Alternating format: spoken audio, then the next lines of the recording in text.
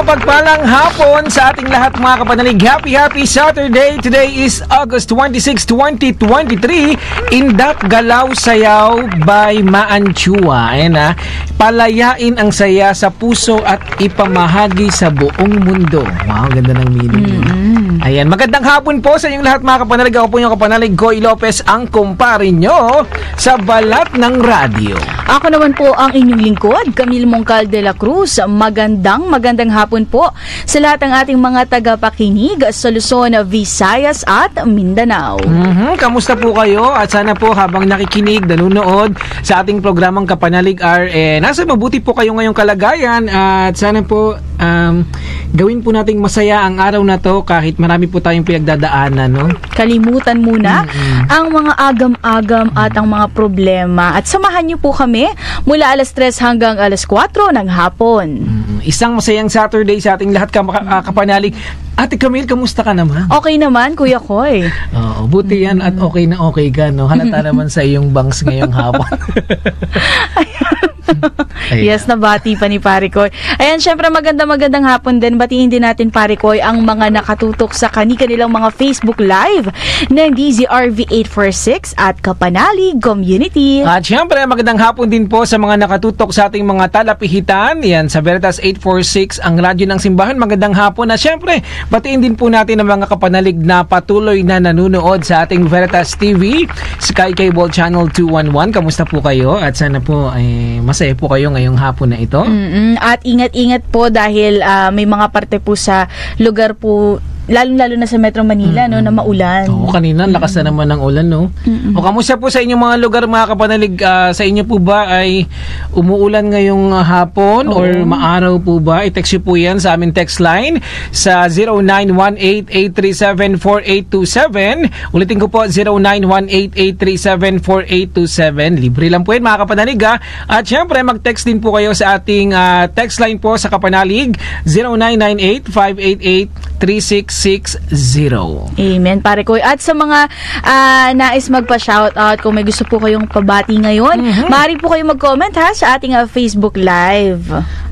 Libre lang po yan ha. Maaari po kayong mag-subscribe din po sa ating YouTube channel Kapanalig Community. At syempre sa ating mga social media platform po, kagaya po ng DZRV846 sa ating Facebook page na Kapanalig Community. At ito na nga, Pare Koy, upang umpisahan ang ating programa ngayong hapon, simulan po muna natin ito sa isang panalangin. Sa ngalan ng Ama, ng Anak at ng Espiritu Santo. Amen. Ama naming mapagmahal, maraming salamat sa iyong walang kapantay na pagmamahal sa amin. Naway gabayan niyo po ang bawat isa sa amin at gawing instrumento upang maibahagi sa kapwa ang bawat salita mo. At naway patuloy niyo pong pagpalain ang bawat isa. Panginoon, tinataas din po namin ang mga kapanalig na nakikinig at nanonood na may mga karamdaman ngayong araw. Sana po patuloy niyo po silang bigyan ng lakas at pagkalingin. Ibahagi naman natin ang Bible verse ngayong hapon mula sa Jeremiah chapter 17 verse 14.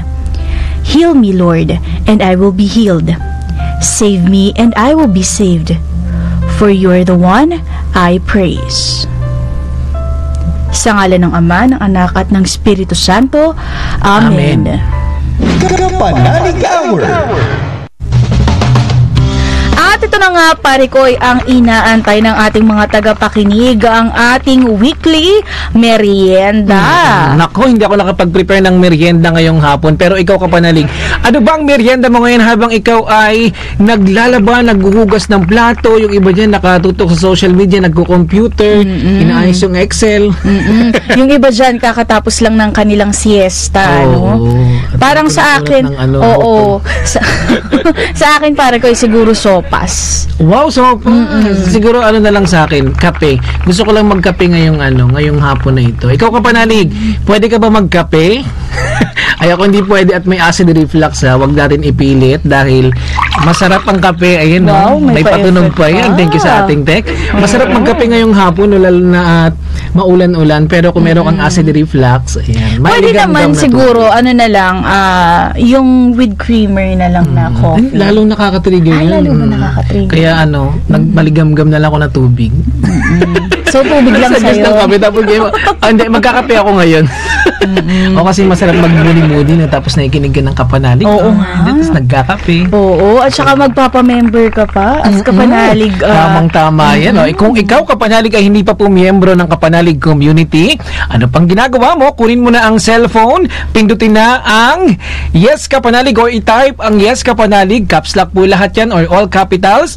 I-text po sa amin ang full name, postal address, birthday, civil status, parokya, at contact numbers. Maaari pong i-text sa mobile number 0998-588-3660. Ulitin ko po mga kapanalig sa Smart Network 0998-588-3660. Sa Globe Network naman 0917-621-1902. Ulitin ko po 0917-621-1902. At kung ikaw naman ay walang load ngayon, saan ba pwedeng message Ate Camille? Pwede po kayo mag-message sa ating Facebook page ng Kapanalig Community. Ibigay lamang po ang inyong mga detalye at kayo po ay tatawagan o iti-text ng inyong magiging Kapanalig Coordinator. Wow. Mga kapanalig, huwag po sa comment section i-message nyo po mismo I-message nyo para po ang Facebook page. para ang inyong detalye ay manatiling privado at manatiling ligtas dahil syempre marami pa rin mga scammers po ngayon. Oo. At ito mamaya, pare ko, ay makikilala na natin ang ating kakwentuhan ngayong hapon. Magbabalik po kami. At kami po ay nagbabalik, mga kapanalig. Magandang hapon po sa kakabukas pa lamang ng kanilang mga talapihitan. At magandang hapon din po sa kanilang mga Veritas TV na bago bukas pa lamang po ng inyong ano bang TV? Telebisyon. Oh, Ayun, wow. telebisyon na kamag-anak ni Asuncion. Biro lang mga kapanaligin. Kami po ay excited po ngayon na makilala ang ating guest ngayong hapon dahil ang ating pag-uusapan po mga kapanalig, pananampalataya sa gitna ng pagsubok. Di ba? Dahil ang ating kakwentuhan ngayong hapon, pare ko, ay talaga namang marami ring pinagdaanan sa buhay. At hindi sumuko. At mamaya po mga kapanalig, alamin po natin yan. Siya na po ang magbibigay ng detalye, ipapakilala ang kanyang sarili. Pakilala natin. Ate Pero Camille. bago yan, pare ko, batiin lang muna natin, ng belated birthday blessing daw kay Brother Luisito Conlu. Thank you po sa ating tech na-zoom at saka na-out. At salamat po. Nga pala, happy birthday po sa inyong lahat mga kapanalig. Mamaya po, babatiin po natin may mga kaarawan po dyan. I-comment nyo po yan. I-text nyo po yan sa ating text line 0918-837-4827. Dahil isa sa pinakamasaya sa lahat yung mabati ka sa radyo. Oo, totoo yan, pare ko. Masayang masaya talaga. Kahit ako lagi ako nagpapabati, masaya ako. Sabi niya, okay. Okay. Ako, ipakilala na nga natin, Ate Camille, ang ating guest ngayong hapon. Walang iba kundi si Sister Mary Grace Tena at Brother Lance Lazado. Magandang hapon po sa iyo, Sister and Brother.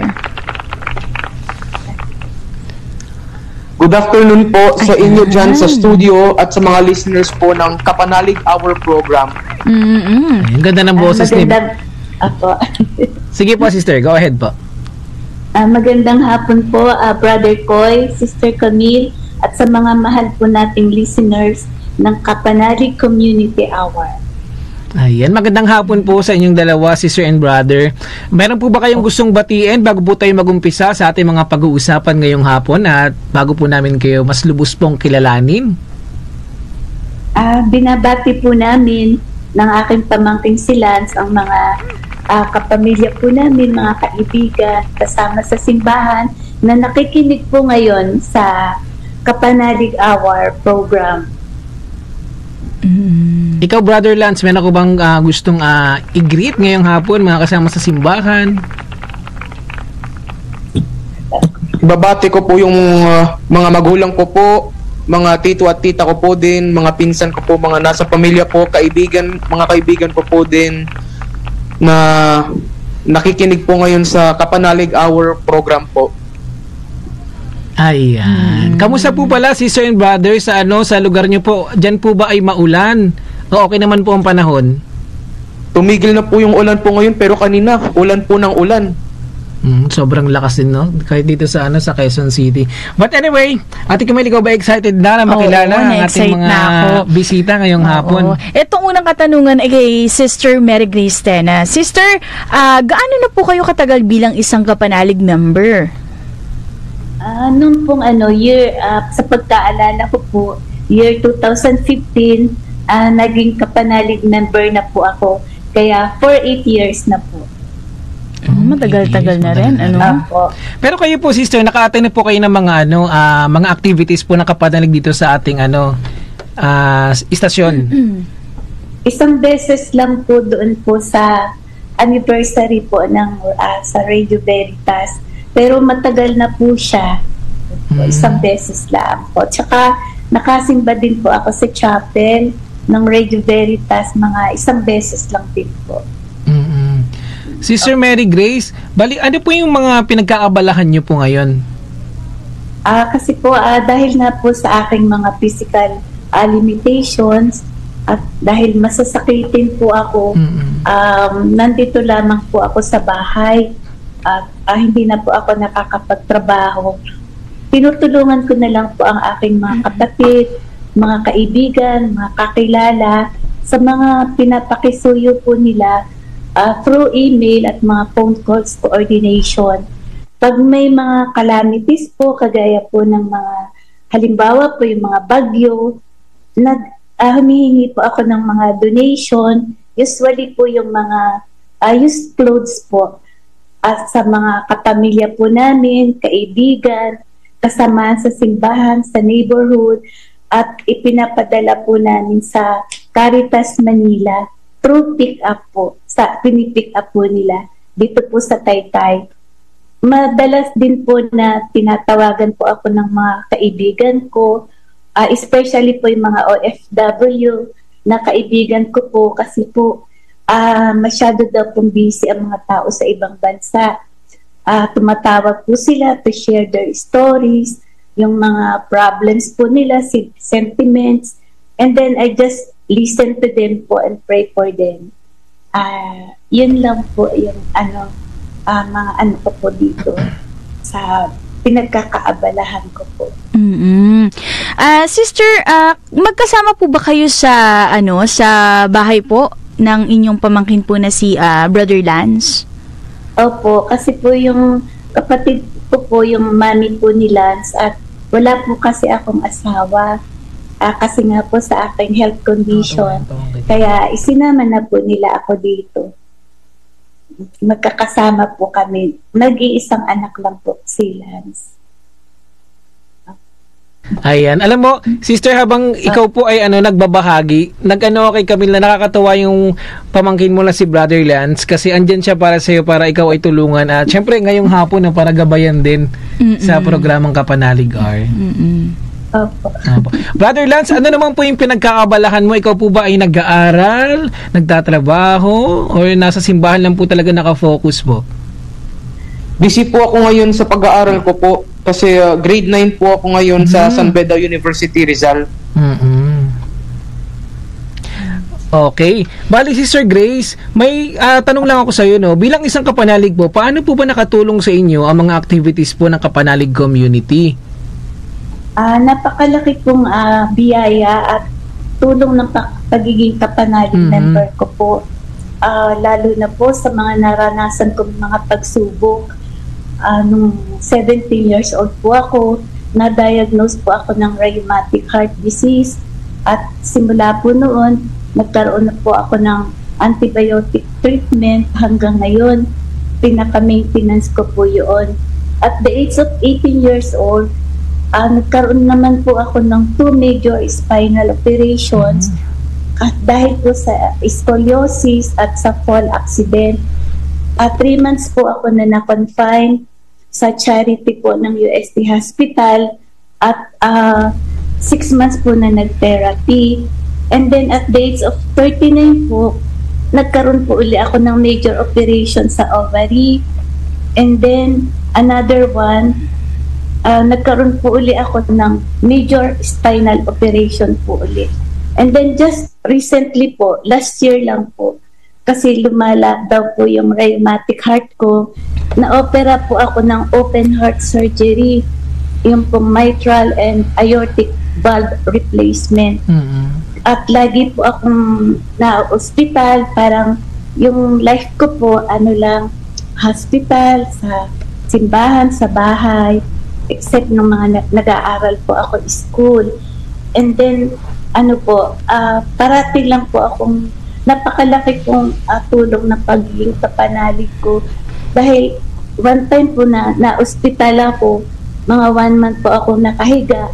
Ang kapiling ko po yung radio, nakikinig po ako everyday ng program ng Radio Veritas, uma-attend po ng online mass, at mula po doon, nagkakaroon po ako ng mas kalakasan at pag-asa na meron po akong pamilya, isang malaking pamilya, ang Radio Veritas, lalo na po ang pagiging kapanalig na karamay ko po.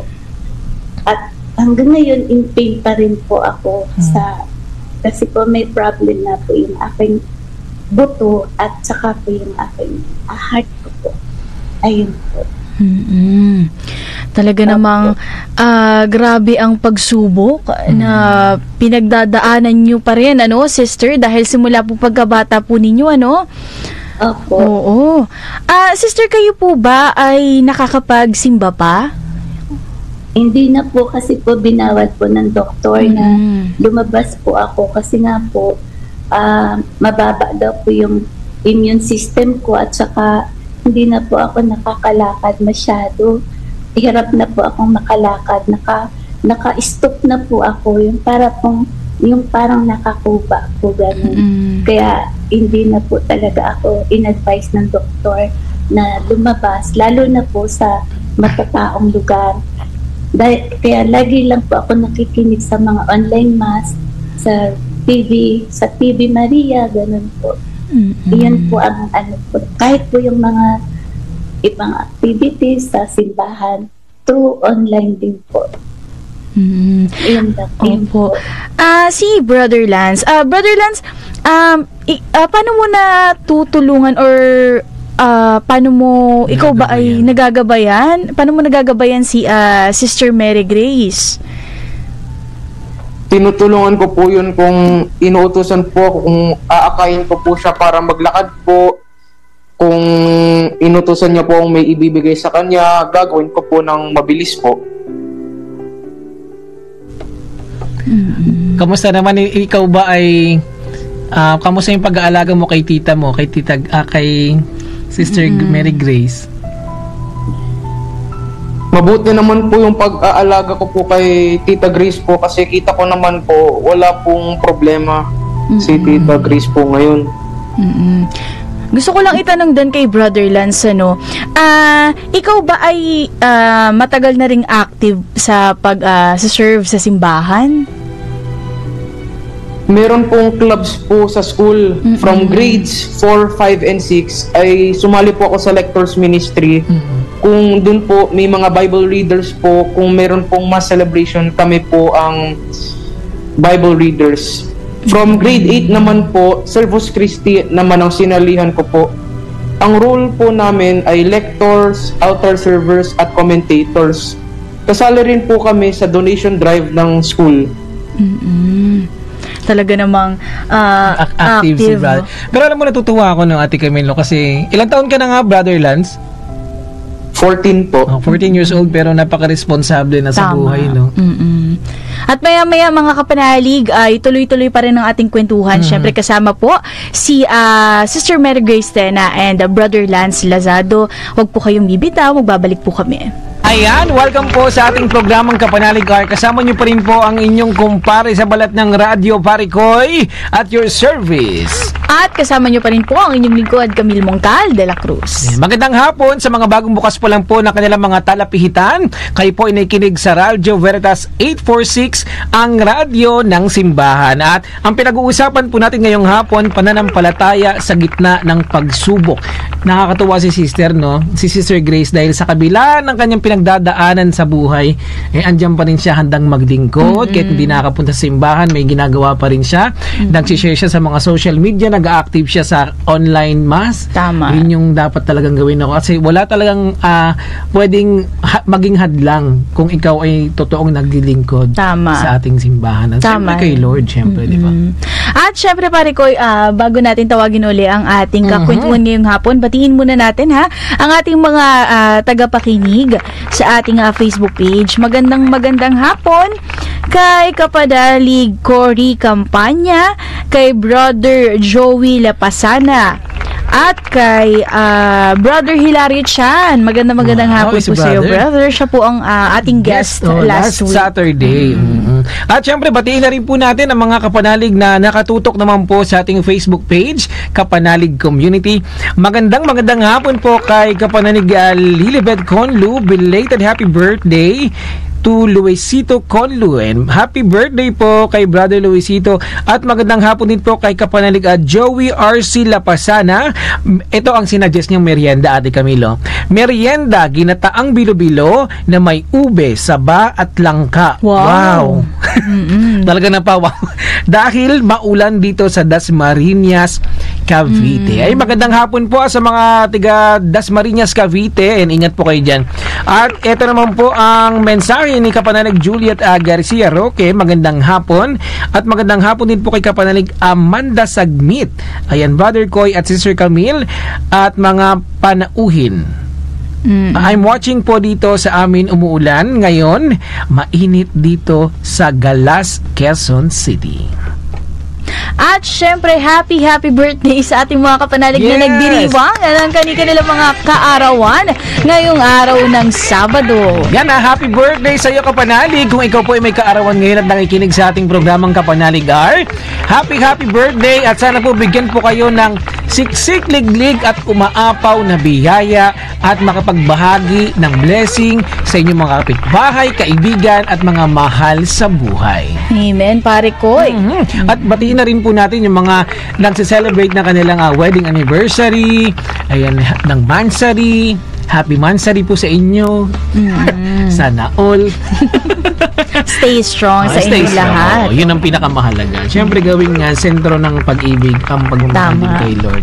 At eto na nga, mga kapanalig, balikan na po natin ang ating special guest ngayong hapon, ang ating mga certified kapanalig, si Sister Mary Grace Tena and Brother Lance Lazado. Magandang hapon sa inyo, mga kapanalig. Good afternoon po. Ayan. Brother Lance, kamusta naman ang iyong mga activity sa simbahan? Ikaw ba ay marami ring katungkulan or ano yung position mo sa sa ministry? Sa school lang po yun wala pa pong mga clubs po sa aming naa-assign pa po. I mean, pinipili po namin yung clubs po, wala pa po. Okay. Pero darating din ang araw na magiging din. Maraming mga sangay or mga ministry ang papasok dyan. But anyway, Sister Mary Grace, thank you, Brother Lance. Sister Mary Grace, meron lang po akong katanungan para sa inyo. Ano po ang inyong mensahe? Okay, ito kay Brother Lance, pare ko Brother Lance, ano ang iyong mensahe sa iyong kapwa kabataan na nais maglingkod o maging aktibo sa mga gawaing pangsimbahan? Ang message ko po sa mga kabataang gustong mag-serve sa simbahan po ay tell your parents about your desire para magabayan nila kayo in joining your church's program for the young ones. Enjoy and be active in learning about our faith. Join liturgical clubs in school or in church. And lastly, yung pinaka-importante sa lahat, attend the Holy Mass with family po.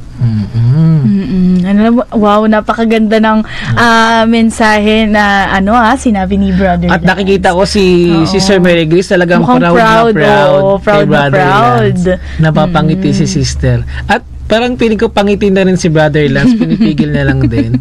Oo.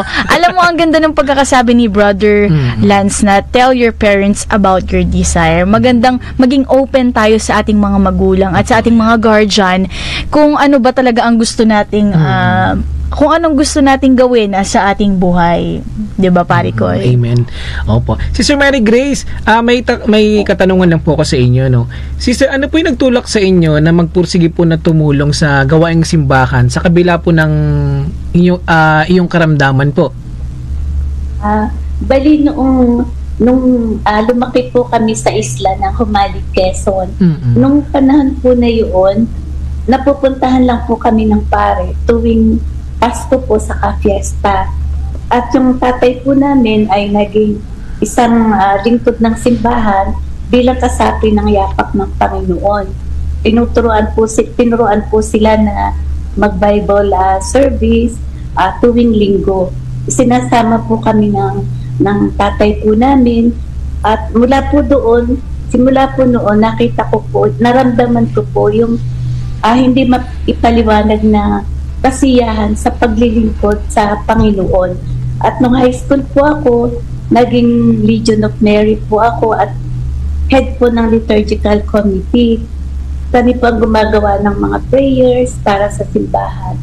Nung college naman po, naging Lily of the Lord po ako sa UE, and then after graduation, naging Single for Christ po.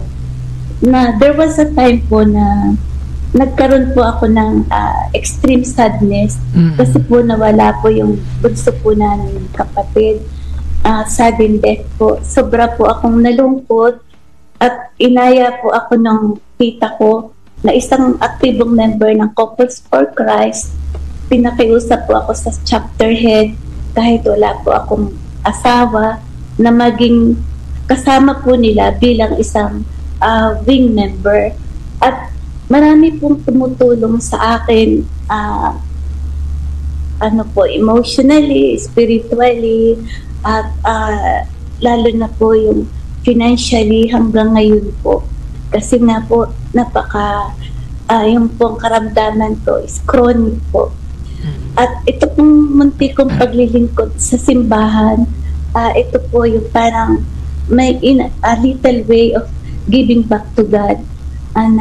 Talagang nandyan po siya lagi, hindi po niya tayo pinapabayaan.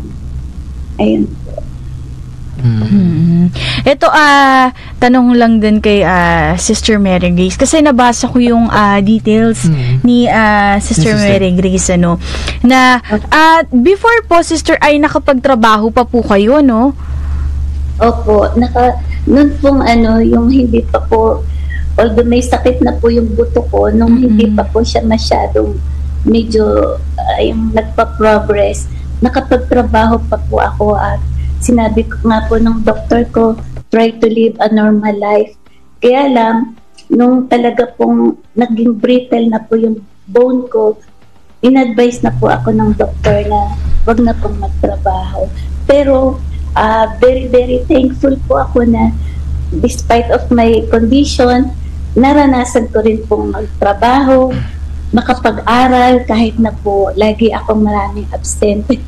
At nakapag-aral din po pala ako through COCOFED scholarship po. Alam mo, nakakatuwa, pare ko at mga kapanalig, dahil despite the hardship sa kalusugan ni Sister Mary Grace, ay talaga namang nagpursige siya at hindi yun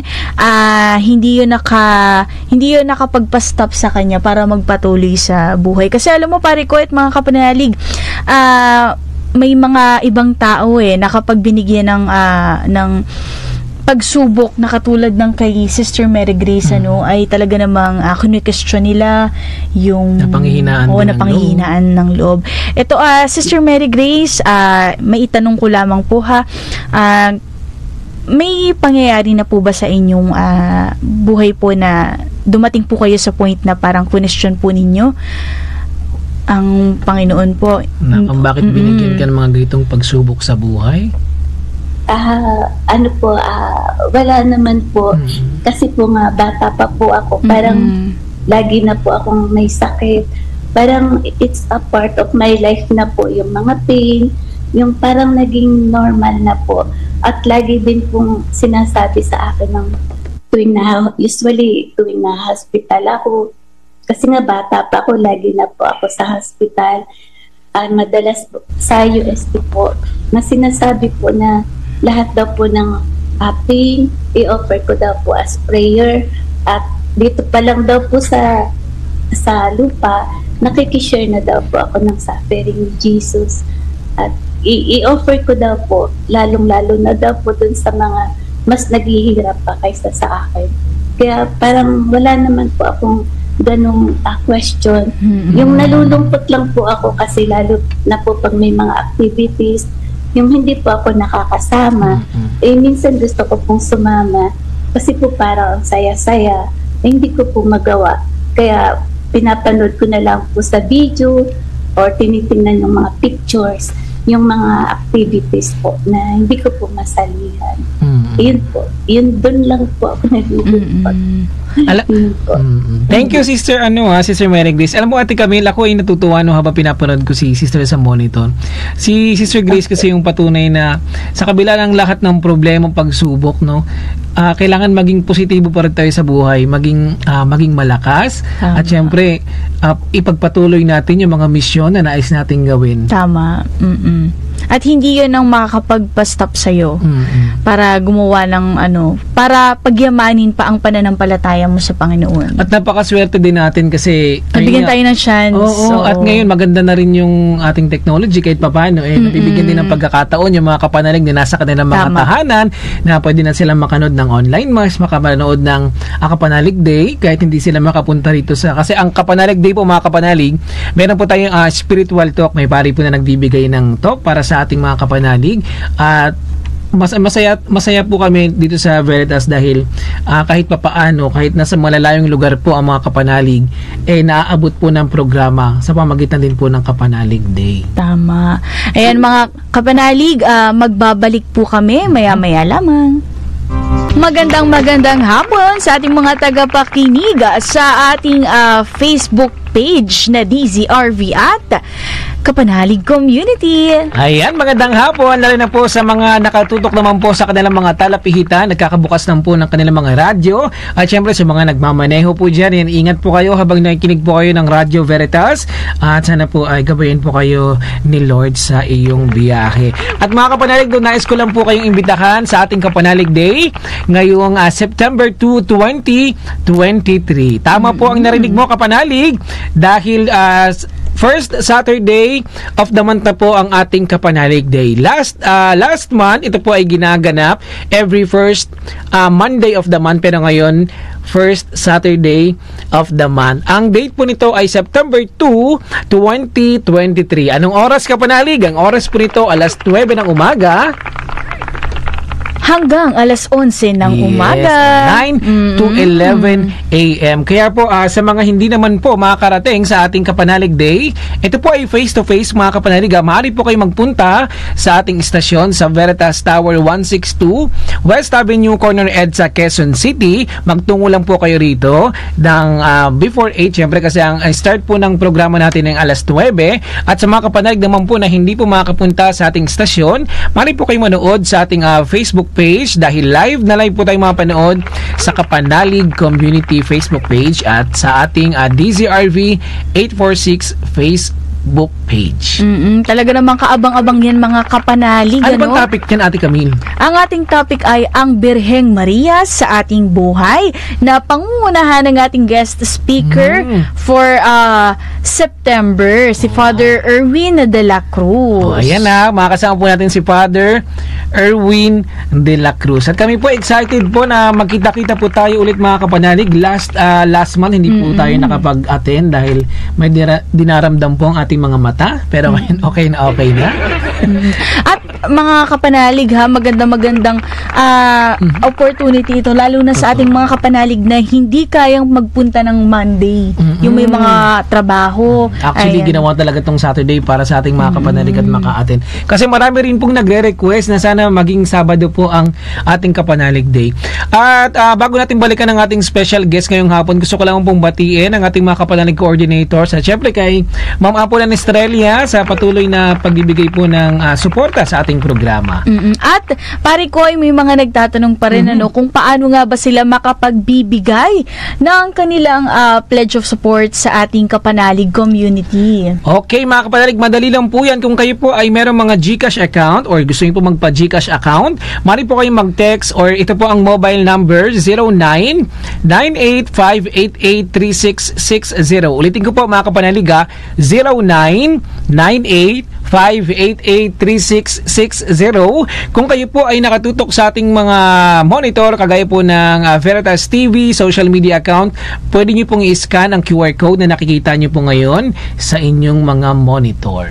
At huwag pong kalimutan na mag-text po sa numerong 0998-588-3660 once po na kayo ay nakapag-deposit o nakapag-transact ng inyong pledge of support para po ito po ay ma-acknowledge. At kung kayo naman po mga Kapanalig ay malabo pa pong makalabas sa inyong mga tahanan o takot na pong bumiyahe, magpunta ng bangko, magpunta ng tindahan o lumabas ng bahay, ang Kapanalig community po ay may inilunsad na Pledge on Wheels na kung saan na kami na po mismo ang pupunta po sa inyong mga tahanan para pick upin po ang inyong mga pledges or pagbibigay po ng donasyon sa ating foundation na Radio Veritas Foundation. So, ayun lang ating mga paalala mga Kapanalig. Andiyan po sa ating monitor ang ating mga bank accounts. Ayan, BDO, Metrobank, BPI, PNBN, Union Bank. At kung gusto niyo pong yung mga numbers, pwede niyo pong kontakin ang inyong mga Kapanalig coordinators. At eto na nga mga Kapanalig, salamat po sa inyo. Ayan lang po ang ating mga announcement ngayong hapon. At balikan na po natin ang ating special guest ngayong hapon na si Sister Mary Grace Tena and Brother Lance Lazado. Magandang hapon mga Kapanalig. Okay po. Oo. Kanina, pare ko at mga Kapanalig, nabanggit ni Brother Lance na napaka-importante ng pag-attend ng Mass kasama ang family. Kayo po bang magtita ay sabay pong nakikinig po ng misa sa inyong bahay?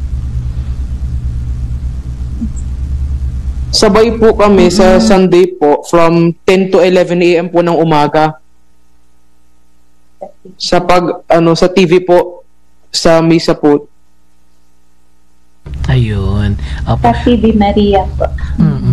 Ayun. Thank you po, Sister Mary Grace. Nga pala, bago magtapos po ang ating programa, Sister Grace and Brother Lance, pero lang gustong itanong, Sister Grace, ano po ang gusto niyo pong mensahe kay Brother Lance para sa kanyang paglalakbay, siyempre sa pagsiserve sa simbahan? Meron po ba kayong gustong mensahe para sa kanya? Ipagpatuloy niya lang po yung pagiging aktibo niya sa simbahan at paglilingkod sa kung ano man po ang kaya niyang ibigay at yung pong pagiging malapit sa Diyos at pagdarasal po ng rosary po. Iyon po. Ikaw naman, Brother Lance, ano naman ang message mo kay Tita Mary Grace? Ang message ko po kay Tita Grace lang po is even sa lahat ng nangyari po sa kanya na hindi po may imagine ng lahat is stay strong lang po at maniwala lang po sa Diyos na may biyaya naman po ding makukuha. Nakatawa si Brother Lance, yung every time na magsasalita siya, alam mo yung galing sa puso niya yung mga mensahe. Wala lang, natatouch lang ako pag kasi bihira din yung may ganyang connection sa kanyang sa mga kabataan na katulad ni Lance na may connection sila ng kanyang tita, kumbaga. Ito, Sister Mary Grace, last na po. Ano po ang inyong mensahe sa ating mga Kapanalig na may mga karamdaman na nais pa din maglingkod sa simbahan at magbigay ng kanilang tulong? Sa mga mahal po nating listeners at lalo na po sa mga may karamdaman na katulad ko, wala pong hadlang kung anong sitwasyon man tayo mayroon para makapaglingkod sa Panginoon. At lagi po, pwede po tayo maging isang prayer warrior spiritual frontliner at sikapin din po natin na maging aktibo kung may kakayanan po tayo sa ating parish na may mga programa din po sila at sumali po tayo sa mga Catholic support communities kagaya po ng Couples for Christ, Single for Christ at higit po sa lahat inaanyayahan ko po ang ating mga listeners na maging kapanalig member at napakalaki po ng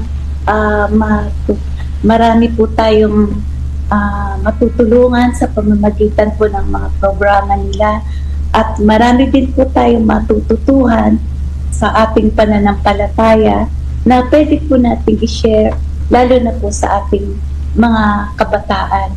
At kung ano man po ang mayroon po tayo, ang ating pong talento, oras, panahon, at ang resources, especially po financial resources, pwede po nating ibahagi at napakalaki pong tulong ito sa mga kapatid natin, lalo na po yung mga kapuspalad.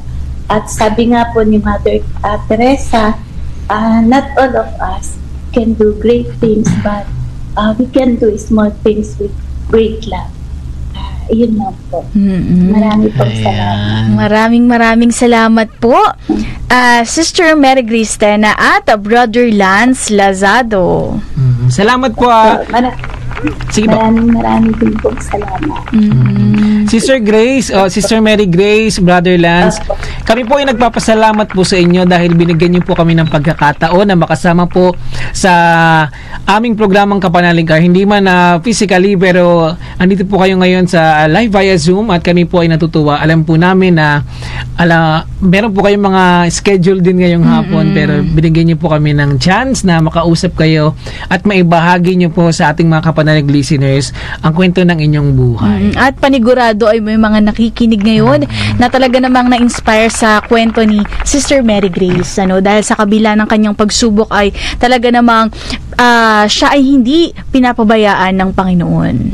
Ayan, maraming salamat po sa ating special guest ngayong hapon, si Sister Mary Grace Tena and Brother Lance Lazado. Yan, sila po yung ating nakausap live via Zoom. And sana Brother Lance, kung ikaw ay nakikinig pa rin ngayon, sana magpatuloy ka sa iyong misyon.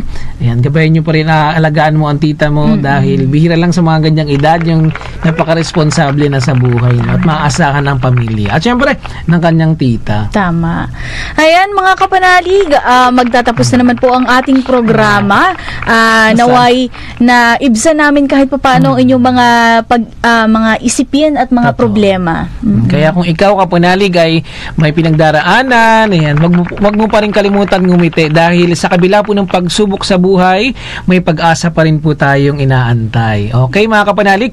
Nga pala, gusto ko lang din po pasalamatan natin kami na yung mga kasama po natin ngayong hapon, ayan, sa Tech at sa PA. Maraming salamat kay Ate Amy at sa ating poging Tech. Ayan, salamat sa iyo at sa ating mga kasamahan pa dyan. At syempre sa ating mga kapanalig coordinators, maraming salamat po and kay Ma'am Apolan Estrella. At sa mga kapanalig po, ayan, ulitin po namin sa mga hindi pa po miyembro ng Kapanalig Community, nais po namin kayo imbitahan sa ating Kapanalig Day at maging bahagi din po kayo ng ating community. Mag-text lamang po kayo sa 0998-588-3660. Ulitin ko po mga kapanalig, 0998-588-3660. Kung kayo po ay may mga kapitbahay or mga kaibigan o mga kabataan po dyan na nakikinig ngayong hapon, yan, maaari na po kayo maging miyembro po ng Kapanalig Community. Tama, wala pong age limit dito. Yes. Lahat po ay open. Welcome po sa ating community. At ito na nga, pari Koy, tayo ay magpapaalam na. Muli kami po ang inyong lingkod. Ako po si Camille Mongcal de la Cruz. At ako naman po ang inyong kumpare sa balat ng radyo, pare Koy, at your service, na nagsasabing anumang pagsubok ang kinahaharap mo, hinga lang ng malalim at sabihin. Sabay-sabay po tayong sabihin ang every gising is a blessing. Sumainyo po ang katotohanan.